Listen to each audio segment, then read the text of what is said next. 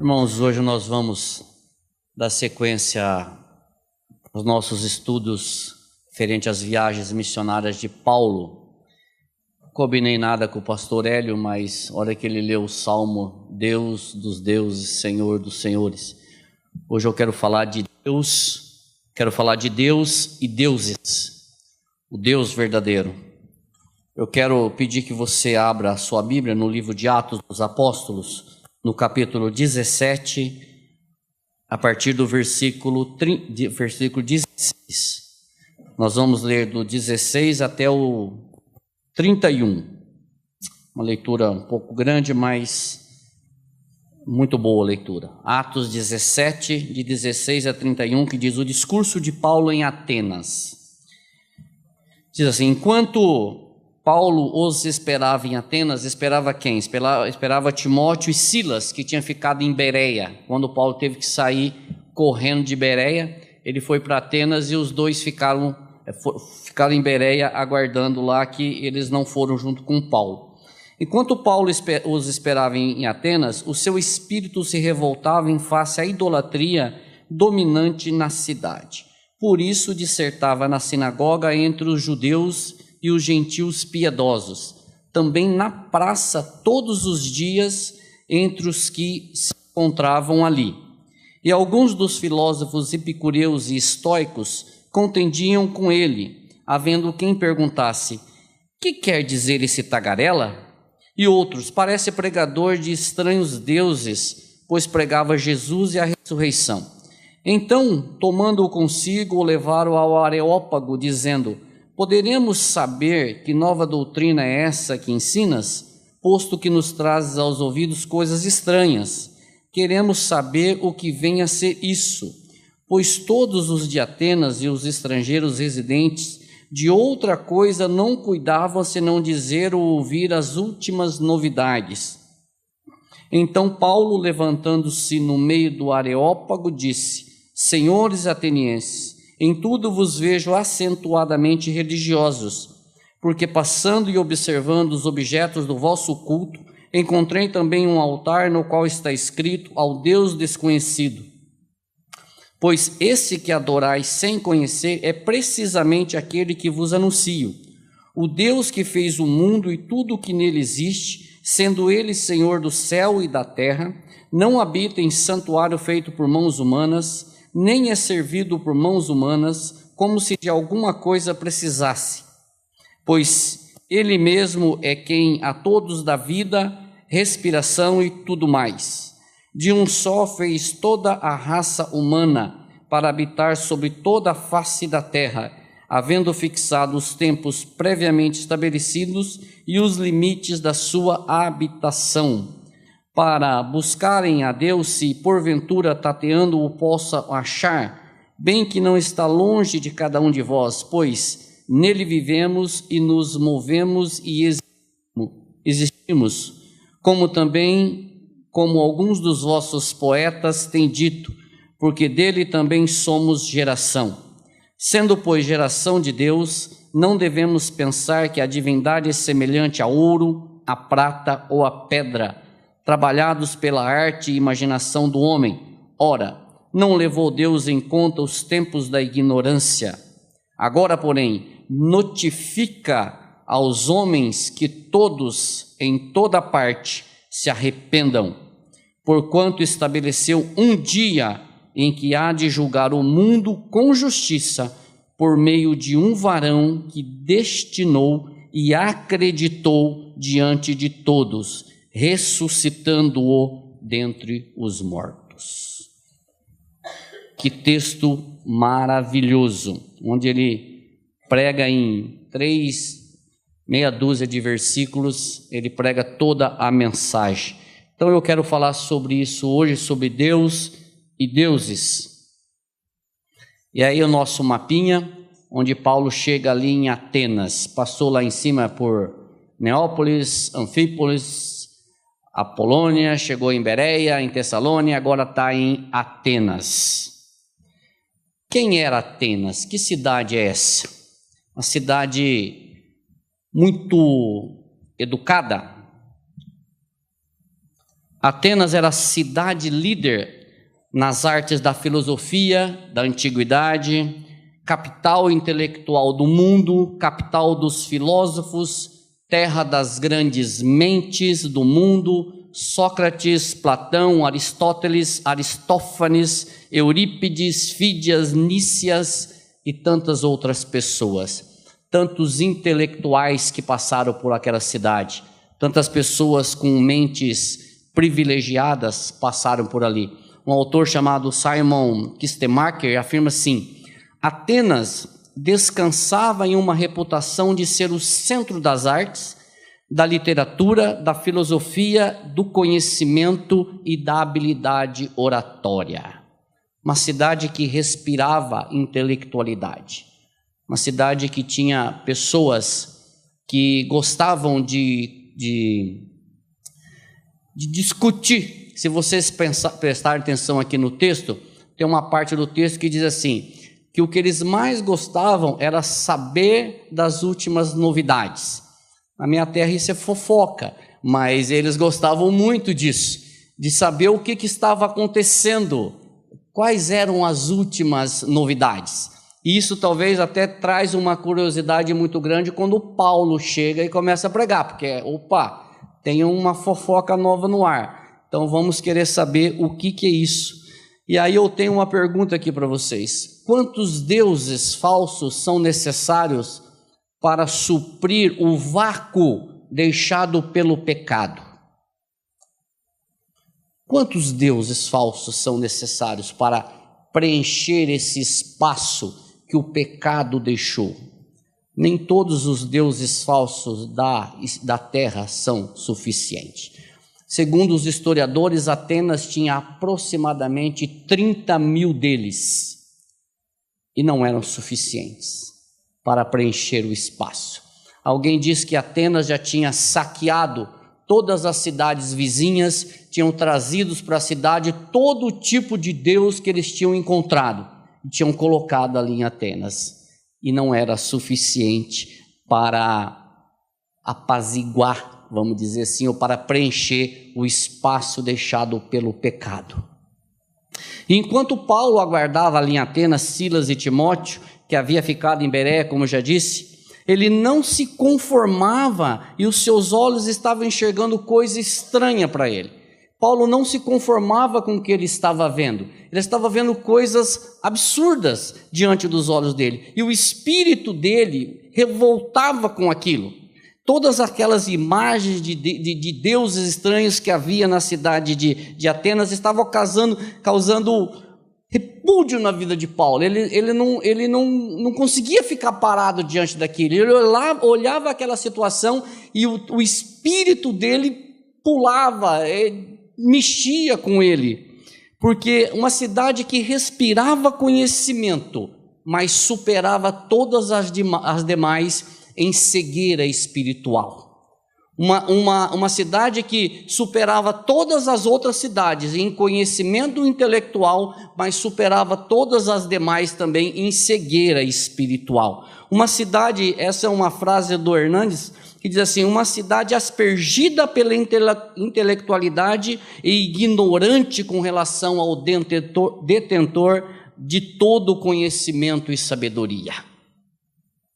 Uma cidade aspergida pela intelectualidade e ignorante com relação ao detentor de todo conhecimento e sabedoria. E quem é o detentor de todo conhecimento e sabedoria?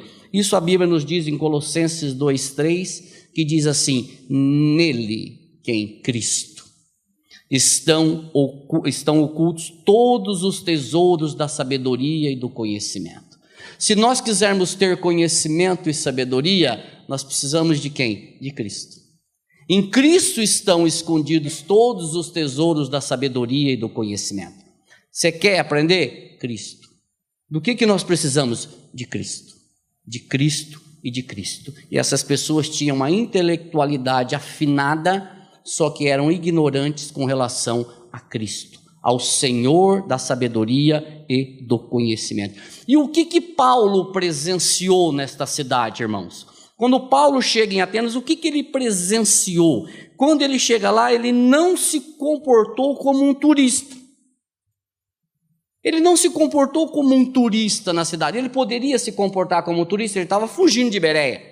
Os judeus lá em Bereia queriam matar ele. Ele vazou para Atenas. Ele poderia se comportar como um turista, olhar todas aquelas imagens, aquela arquitetura, aquelas esculturas, porque vamos ser sinceros, aos olhos eram bonitos, lindos, maravilhosos, todas aquela arquitetura, aquelas imagens sobre um olhar humano, lindo, maravilhoso, mas Paulo não estava ali para apreciar a beleza de Atenas. Paulo estava ali para pregar o evangelho.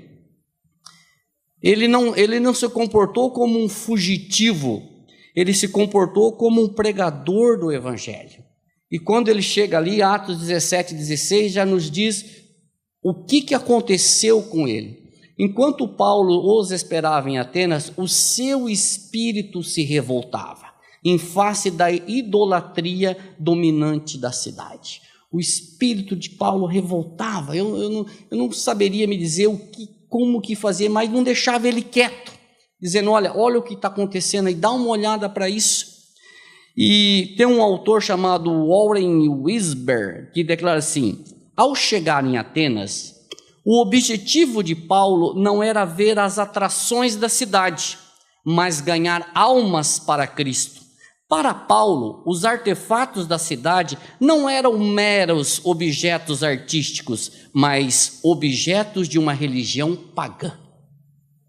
Ele não estava ali para apreciar a arte dos atenienses, ele estava ali para ganhar pessoas para Cristo.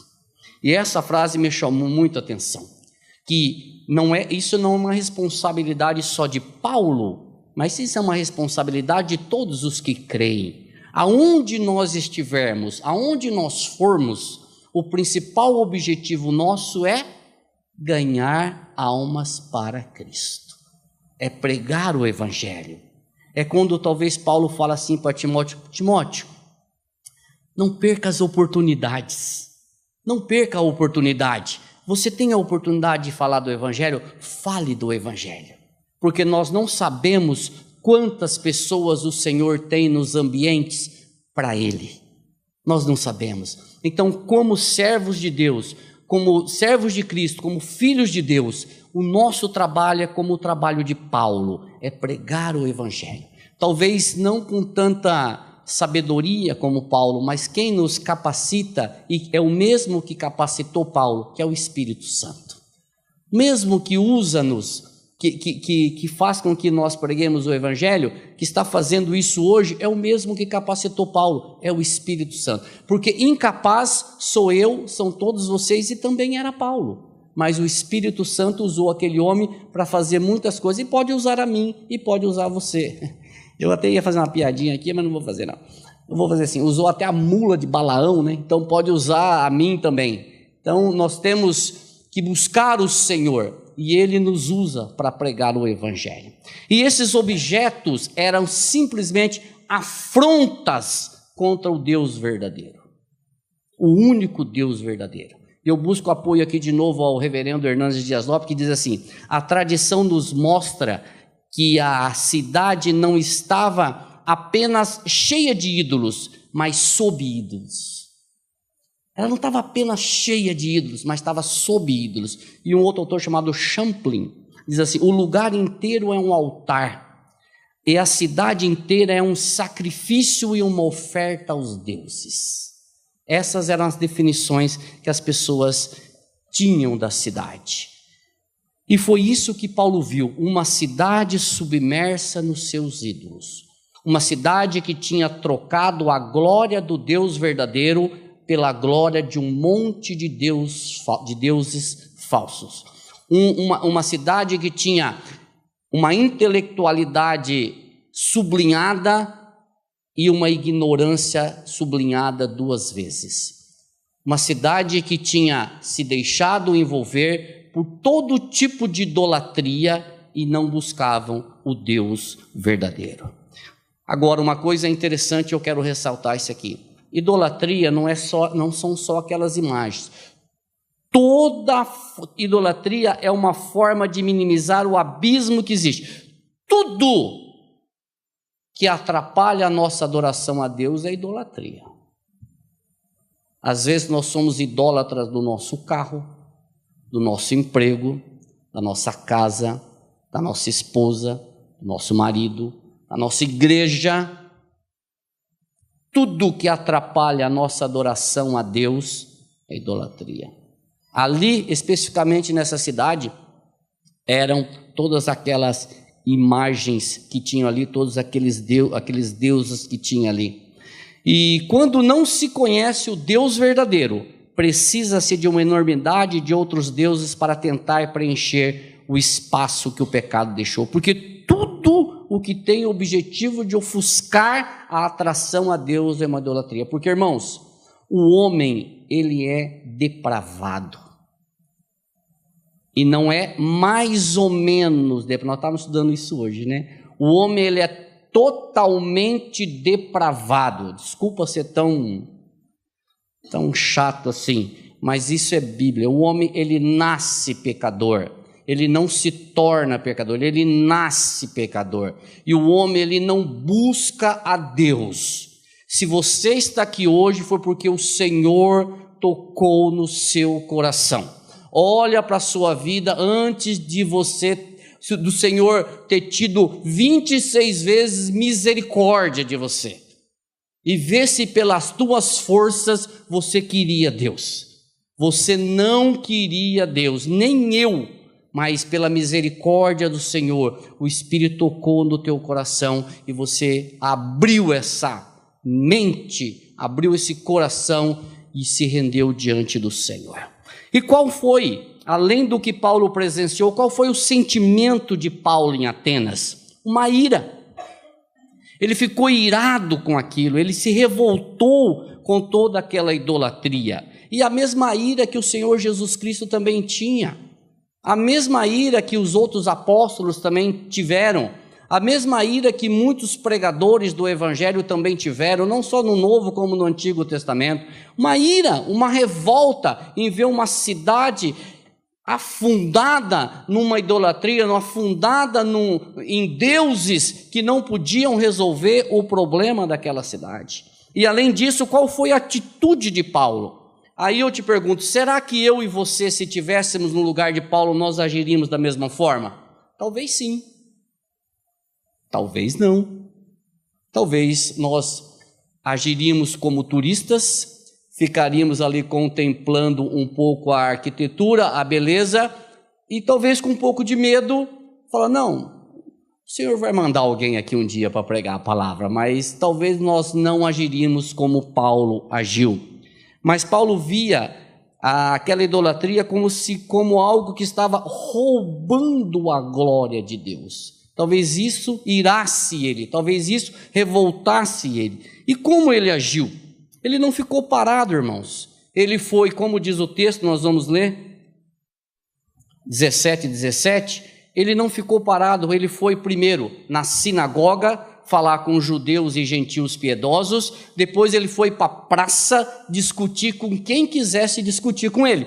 Então a partir desse momento ele falou, bom, então agora eu vou com tudo. Eu vou para a sinagoga, porque lá tem judeus e tem gentios piedosos. A discussão começou lá. Depois de lá, ele foi para a praça, para onde o mercadão, é para onde as pessoas iam. E ali a discussão foi mais fervorosa, porque tinha mais gente. E a gente percebe que aqui, ele foi para a praça todos os dias. Então a discussão de Paulo na praça era uma discussão diária.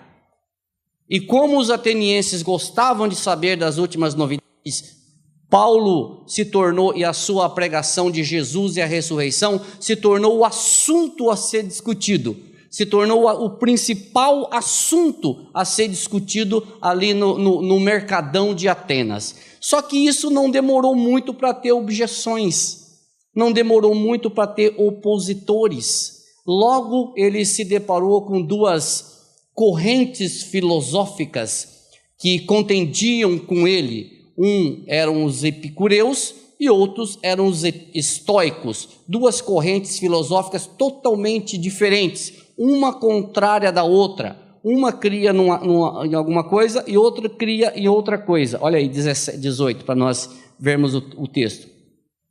E alguns dos filósofos epicureus e estoicos contendiam com ele, havendo quem perguntasse: quem quer dizer esse tagarela? E outros: parece pregador de estranhos deuses, porque pregava Jesus e a ressurreição. O que os epicureus criam? Eles não criam na vida após a morte, nem no julgamento final, criam no prazer imediato, que o fim principal do homem era o prazer. Eles eram uma sociedade hedonista, ou seja, vamos viver hoje, vamos comer hoje, porque amanhã nós vamos morrer. É o prazer imediato, é só o hoje, é só é só o dia a dia. E o que nós percebemos? Que nós temos muita gente hoje que, sem saber, tem a mesma visão, que é o seguinte: comamos e bebamos porque amanhã nós morreremos. Ou seja, vamos aproveitar porque a vida é curta. Então eu preciso aproveitar porque a vida é bem pequena. Então eu não sei o que vai acontecer, então vamos aproveitar hoje. Só o que as pessoas esquecem? As pessoas esquecem que todos chegarão diante do Deus justo. As pessoas esquecem que há vida depois desta vida, que há vida eterna, que todos nós chegaremos diante do Senhor, do justo juiz. E este dia já está determinado. Então, quando uma pessoa diz: olha, eu quero viver só para o prazer imediato, e nós temos muita gente querendo viver no prazer imediato, isso é um perigo muito grande, porque as pessoas esquecem que elas não querem conversar sobre a vida eterna, sobre a apresentação que nós teremos que fazer diante do Senhor dos Senhores. Um dia todos nós chegaremos diante do Senhor. E aí, como será? Isso eram os epicureus. Os estoicos, eles criam numa vida, criam em Deus, mas a diferença entre eles e os epicureus é que um cria em Deus e outro não cria em Deus. Um cria no imediatismo e outros não cria na ressurreição. Então Paulo se depara com essas duas linhas filosóficas, e eu imagino a situação de Paulo, porque como é que você trabalha com duas linhas nesse ponto? Totalmente contrárias uma à outra, e ele conseguia sair muito bem diante de todas essas situações. Os estoicos, eles eram materialistas, eles eram panteístas, ou seja, tudo era um Deus, eram fatalistas. Na filosofia estoica não há esperança, não adiantava clamar. Até tem uma situação aqui que era o síndrome de Gabriela: eu nasci assim, eu cresci assim, vou morrer assim. Esses eram os estoicos. Então eles eram panteístas, tudo era Deus. O outro, que não havia Deus. Então Paulo se depara com essas duas correntes filosóficas, e é uma situação bastante complicada ele sair disso. E havia uma confusão muito grande na interpretação da pregação de Paulo. Por quê, irmãos? Como os atenienses, eles gostavam de discutir sobre isso, e Paulo vem pregando Jesus e a ressurreição, eles achavam que era um casal de deuses. Eles achavam primeiro que Paulo estava pregando dois deuses diferentes, que Jesus era um Deus e a ressurreição era outro Deus. Depois eles, não é bem assim, ele está pregando um casal de deuses estranhos, que Jesus e a ressurreição era um casal de Deus, ou seja, um casal de Deus que eles não conheciam.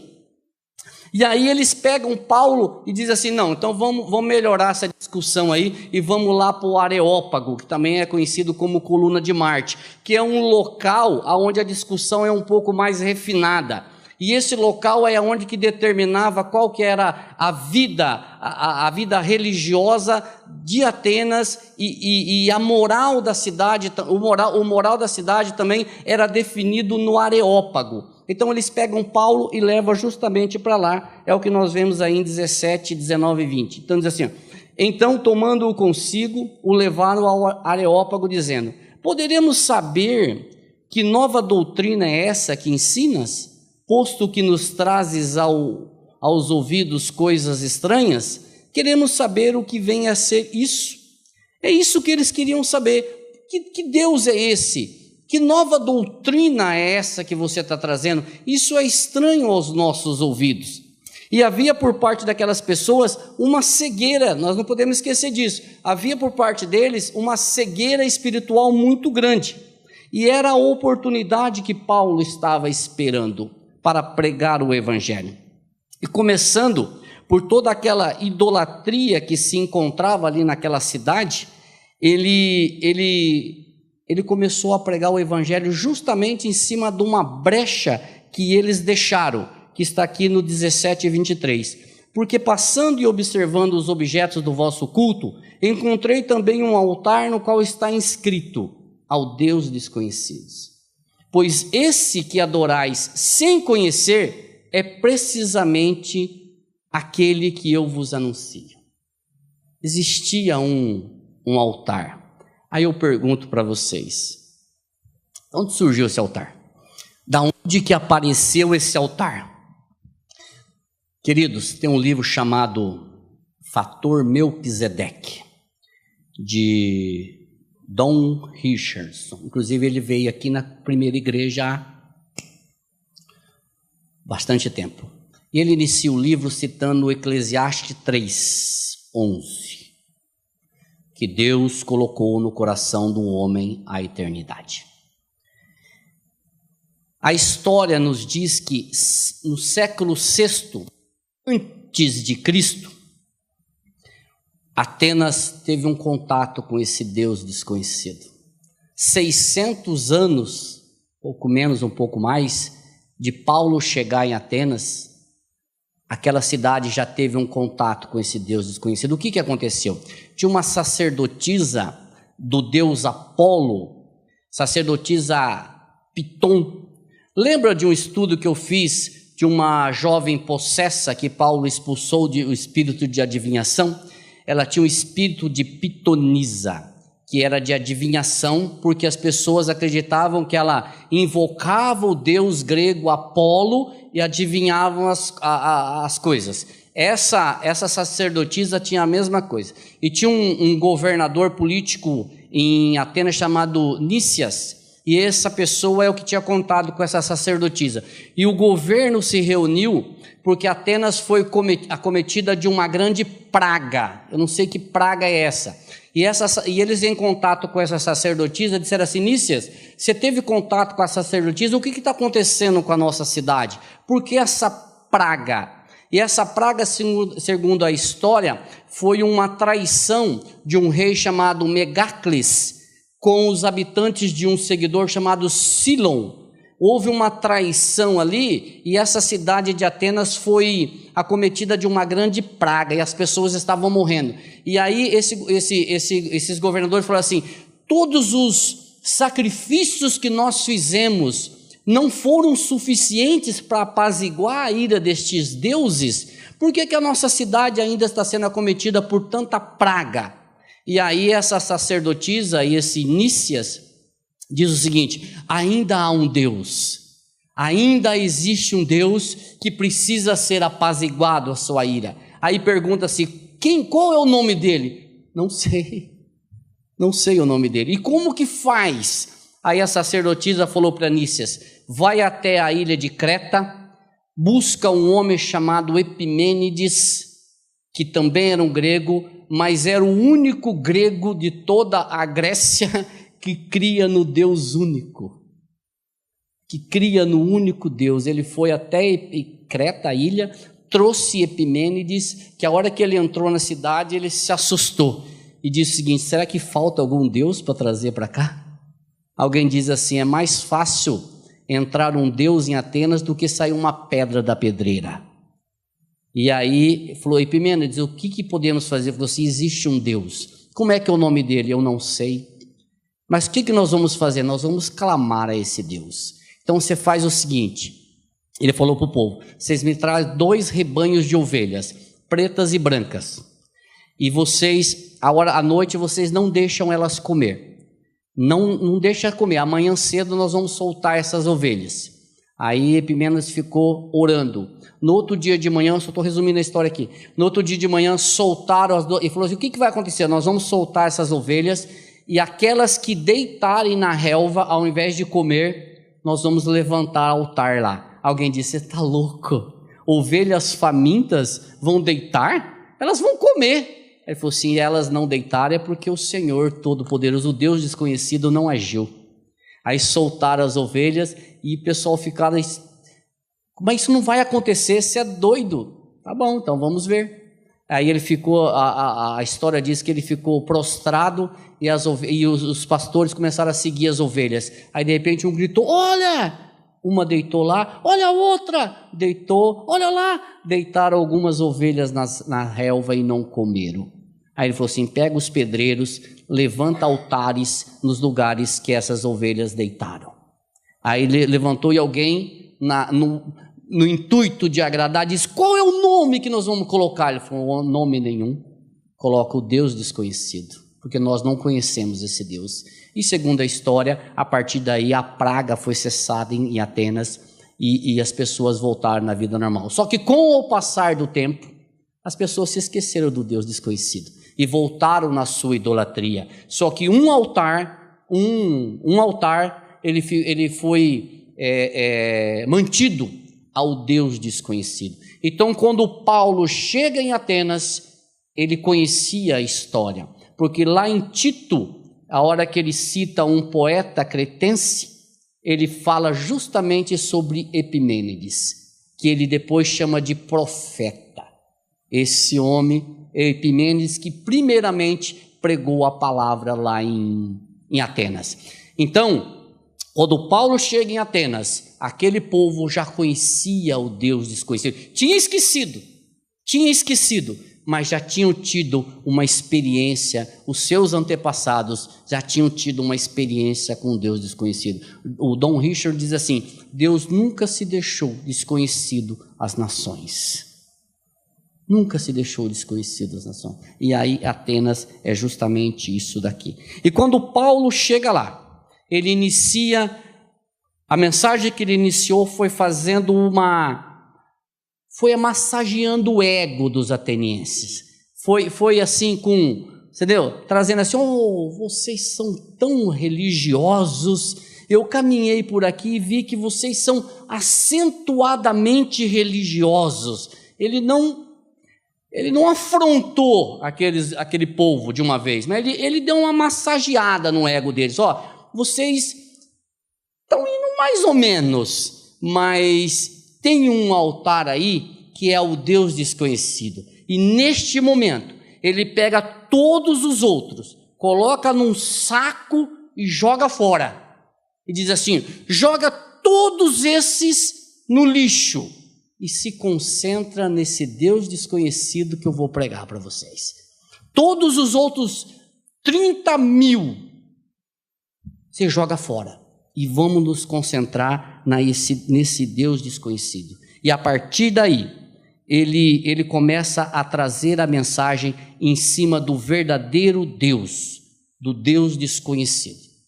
E eu não projetei aqui, mas do versículo 24 até o versículo 26, se você tiver com a sua Bíblia aberta, ele faz uma descrição de quem é este Deus, qual o seu senhorio, onde ele habita, ou melhor, onde ele não habita, que não pode ser servido por mãos humanas, que não precisa de nada e que é criador de todas as coisas, inclusive do homem, e que determinou um dia para acabar todas as coisas. Em 2 versículos, Paulo faz tudo isso.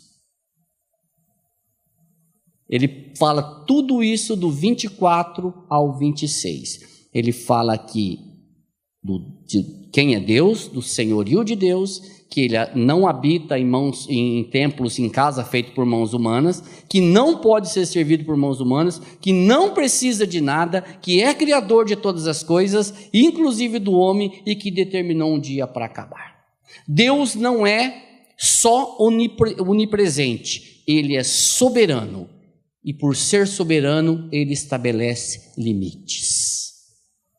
Ele estabelece limites. Paulo faz algumas declarações negativas sobre Deus, em princípio. Ele diz assim, ele não carece de coisas criadas, ele não é limitado no espaço, ele não está longe do homem, ele não se assemelha a coisas criadas. Depois ele faz coisas positivas, ele diz assim, ele é criador, ele é fonte de toda a vida depende dele e ele é pai da eternidade. Primeiro ele faz 4 coisas negativas, depois ele faz 4 coisas positivas. Tudo em cima desta mensagem. E no versículo 24 ainda ele diz, é Senhor nos céus e na terra. Por que que ele faz isso? Porque quem era o Senhor na terra daquele povo? César. Lembra que eu falei para vocês no estudo passado, aquela jovem possessa e diz assim, esses são servos dos Deus Altíssimos, a ele ouvi. O que está de errado nisso? Nada, só que o Deus Altíssimo era Zeus, e não o Deus Criador. Por isso que Paulo expulsa o demônio dela, porque o Deus Altíssimo não era o Deus Altíssimo, era Zeus. Por que que o Paulo diz assim, é Senhor nos céus e na terra? Porque o Deus deles da terra era César. E Paulo está dizendo aqui para ele, César não é Deus, o único Deus verdadeiro é o Deus criador dos céus e da terra. O Deus desconhecido, que está lá naquele altar que vocês adoram sem saber que é. Russell Shedd diz assim, uma chave do cristianismo é reconhecer que Deus se revela na nossa vida somente quando estamos prontos a lhe entregar tudo o que somos e o que temos. Sem reservas, nos entregamos a esse Deus maravilhoso. Aqueles atenienses estavam presos à idolatria que cegava o entendimento deles. Todos aqueles deuses feitos sobre uma imaginação humana. Deus é assim, Deus é daquele jeito, Deus é daquele jeito. Paulo deixa claro que a continuidade da nossa existência depende dele, do Deus Todo-Poderoso, porque nele nós existimos, porque nele nós movemos, porque dele nós dependemos. É dele, é do Senhor, Criador dos céus e da terra. Tudo é nele. Como eu li aqui no início de Colossenses, nele estão ocultos todos os tesouros da sabedoria e do conhecimento. Irmãos, Deus não depende de mim, de você. Eu dependo dele, não ele de mim. Atos 28, 17, 28 e 29 diz isso aí. Diz assim, olha o que Paulo diz. Pois nele vivemos e nos movemos e existimos. Ou seja, tudo depende dele. O mover para lá e para cá, o existir depende dele. Como alguns dos vossos poetas têm dito, porque dele também somos geração, ou sendo, pois, geração de Deus, ou criação de Deus, que é uma coisa, não devemos pensar que a divindade, que Deus é semelhante ao ouro, à prata ou à pedra, trabalhados pela arte e imaginação do homem. Por mais fértil que seja a imaginação do homem, por mais fértil que seja, nós não podemos fazer nada semelhante a Deus, mas nem que seja de ouro, nem que seja de ouro, não devemos pensar que a divindade é semelhante ao ouro, à prata ou à pedra, trabalhados pela arte e imaginação do homem. Deus, eu acho que é assim, tem 4 asas, tem 14 pés, 5 cabeças, não sei, nada. A imaginação do homem não consegue criar nada que possa se assemelhar a Deus. E quando Paulo fala disso, seguramente ele não está falando de Zeus, o deus grego, que Paulo estava falando seguramente não era daquelas estátuas. Paulo estava falando seguramente do Deus criador dos céus e da terra. Mas era sobre esse Deus todo-poderoso que Paulo estava falando. Ele fez uma comparação entre o Deus verdadeiro e os deuses gregos. Quando você assiste um filme de mitologia grega, você vê que o Deus grego, os deuses gregos, os deuses do passado, os deuses falsos, eram traiçoeiros. Eles faziam armadilhas para o homem, eles eram mentirosos, eles eram trapaceiros, eles eram perversos. E Paulo faz uma comparação entre o Deus verdadeiro, o Deus que não pode mentir, o Deus santo, justo, poderoso, único, com esses falsos deuses, trapaceiros, pervertidos, mentirosos, que aquelas pessoas estavam adorando. Por isso que ele diz, nada pode se assemelhar ao Deus Todo-Poderoso. Nada. Pega esses 30 mil, bota num balaio e joga fora, que não vai servir para nada. E aí ele apresenta a graça de Deus. A partir deste ponto aqui, Paulo fala sobre a graça de Deus. Mas ele fala um pouco dizendo o seguinte, olha, Deus, ele não levou ele levou em consideração a ignorância de vocês. A ignorância de vocês. Diz assim, anunciar que esse Deus eterno, gracioso, misericordioso, justo, estava levando em consideração o limitado conhecimento que eles tinham dele. Mas agora, o Deus Todo-Poderoso estava chamando eles ao arrependimento. Estava chamando eles a se prostrar diante dele e reconhecê-lo como o único Deus verdadeiro, abrindo mão de toda aquela falsidade e se prostrando diante do único Deus verdadeiro. Eu busco apoio de novo ao reverendo Hernandes Dias Lopes, que diz assim, aquilo que os gregos imaginavam ser refinada sabedoria, não passava de crassa ignorância espiritual aos olhos do apóstolo Paulo.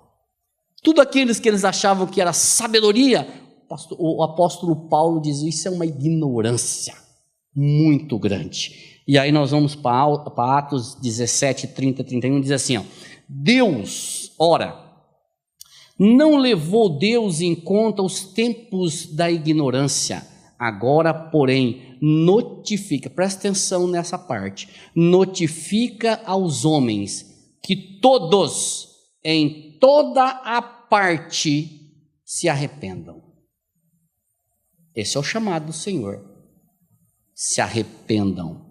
Porquanto estabeleceu um dia que há de julgar o mundo com justiça. Os deuses eram os injustos, mas o Deus verdadeiro é justo. Com justiça, por meio de um varão, Jesus, que destinou e acreditou diante de todos, ressuscitando-o dentre os mortos. Todos seremos julgados por esse Deus maravilhoso que determinou quem será o juiz, Cristo. E Paulo prega a graça através disso. Paulo está pregando que o chamado para o arrependimento, que Deus está chamando aquele povo para o arrependimento, e não só aquele povo. Essa mensagem é para cada um de nós nos nossos dias. Arrependei-vos, arrependei-vos. João Batista veio falando isso, Jesus veio falando isso, os apóstolos vieram falando isso. Arrependei-vos, porque sem arrependimento não há vida eterna, irmãos. Sem arrependimento, sem nos prostrarmos diante do Senhor e reconhecer o teu senhorio, reconhecer a tua soberania, a tua justiça, a tua longanimidade, o teu amor, a tua graça, tudo os atributos de Deus, sem nós nos arrependermos e reconhecer que somos pecadores miseráveis, depravados até o fio de cabelo, e que nós precisamos do Senhor, que nós precisamos nos render diante dele, porque se não fizermos isso, não são os nossos merecimentos que vai nos levar para o céu, não são as minhas obras de justiça que vai me levar para o céu, é pela graça do Senhor, só pela graça do Senhor. Pela graça sois salvos mediante a fé. É a graça de Deus, não é o teu nome, não é o teu dinheiro, não é a tua posição social, não são os seus méritos, são os méritos de Cristo. São os méritos de Cristo. Nós precisamos reconhecer isso, que nós somos pecadores e precisamos do Senhor, porque sem Ele, eu e você estamos perdidos. Eu quero concluir dizendo que houve uma reação dos atenienses, 3 reações. O texto, eu vou ler aqui o texto, 17, 32 e 34, para nós. Quando ouviram falar de ressurreição de mortos, porque eles não criam, uns escarneceram, outros disseram: a respeito disso te ouviremos noutra ocasião. A essa altura, Paulo sacudiu, retirou do meio deles. Houve, porém, alguns homens que se agregaram a ele e creram. Louvado seja o Senhor. Entre eles estava Dionísio, o Areopagita, uma mulher chamada Dâmaris e com eles outros mais. Não sei quantos outros mais, mas algumas pessoas creram nele. 3 foram as reações. Primeiro, uns escarneceram. Eles escarneceram da ressurreição de Jesus Cristo. Muitos hoje escarnecem da ressurreição de Jesus Cristo. Muitos hoje dizem que isso é bobagem, é lenda. Muitos hoje não creem. Muitos hoje nos chamam de ignorantes, porque nós cremos em Jesus Cristo e na ressurreição dele. Outros adiaram a decisão, e aqui está o perigo. Indecisão é rejeição. Alguém disse que a vida cristã não tem estagnação. Ou você avança ou você regride. É uma coisa que você estiver nadando num rio com correnteza. Você dá umas 10 braçadas. Se você parar, você vai lá para trás. A vida cristã é assim. Ou nós progredimos ou nós voltamos. Sobre isso te ouviremos numa outra ocasião. Essa foi a questão deles. Muitos acreditam que ainda não é momento. Muitos acreditam que ainda precisam aproveitar a vida. Só que nós temos visto que muitos não têm tempo de tomar essa decisão. Podemos ter indecisões para qualquer situação da vida, menos quando se trata de vida eterna. Você pode ser indeciso para qualquer assunto da sua vida, menos com relação à vida eterna. Porque você não sabe o que vai acontecer daqui 10 minutos ali fora. Carlos Alberto Torres fez um programa de televisão, teve um infarto e morreu, fulminante. Nós não sabemos o que vai acontecer daqui 5 minutos na nossa vida. Então, indecisão é rejeição. Outros creram, louvado seja o Senhor. Para esses que creram e foram salvos, porque creram no Senhor Jesus Cristo através da mensagem de Paulo. O Senhor trocou, irmãos, o oráculo de Apolo, que era aquela sacerdotisa, pelo oráculo de Deus, que foi Paulo, usado pelo Espírito Santo para pregar a palavra aqui naquela cidade. E eu quero fazer aqui, já terminando mesmo, algumas aplicações para o nosso dia a dia. O nosso Deus é verdadeiro e conhecido para aqueles que o buscam. Para aqueles que o buscam. Ele não está escondido, tá? Ele não está escondido. A mão dele não está encurtada, nem os seus ouvidos estão tapados, diz a palavra do Senhor. Buscar-me-eis e me encontrareis quando me buscares de todo o coração.